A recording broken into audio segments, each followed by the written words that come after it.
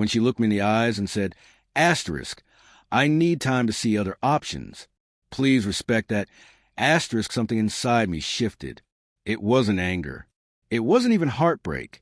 Not in that moment. It was a deep, quiet kind of disappointment. The kind that sinks into your bones and leaves you cold.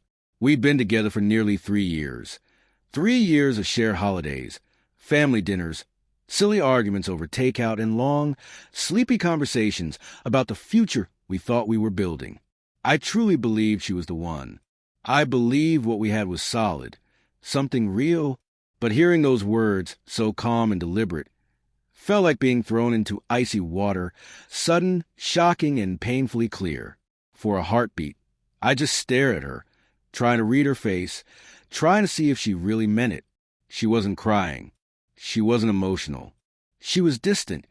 Asterisk too asterisk distant for someone about to walk away from everything we'd shared. She said she was confused, that she felt like she jumped into our relationship too young, that maybe she was missing out, and she needed to see what else was out there before it was too late. I wanted to ask her if there was someone else. I wanted to ask what other options even meant, but I didn't. Instead, I just nodded. Asterisk, okay, if that's what you need, I respect it. Asterisk, I saw it flicker across her face. That moment of surprise. She had expected a fight, or maybe for me to beg her to stay. But I didn't. Not because I didn't care. I cared more than I wanted to admit. But because I knew right then that someone who truly wanted me wouldn't ask to leave, wouldn't ask for time to test the waters with strangers. That night, I packed up her things. The hoodie she always left on my couch. The toothbrush that stayed in my bathroom. The mug she claimed as hers. I placed everything in a box, set it by the door, and didn't touch it again. I didn't delete her number, but I didn't text or call either. I muted her on social media. I didn't ask about her through friends.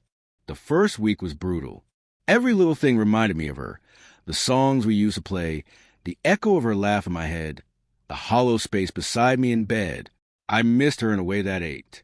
But I refused to be anyone's backup plan. 2 weeks passed before I heard from her. A simple asterisk, hey. Asterisk, I let it sit there, unread, like it didn't matter. A few days later, a longer message came. She missed me. The dates she'd gone on didn't feel right. She'd made a mistake. No one made her feel safe the way I did. No one made her feel loved. I let it sit for a while before I answered. Then I agreed to meet. We met at our old cafe, the one where we used to spend lazy afternoons together. She was wearing that soft blue sweater I'd once told her made her eyes shine.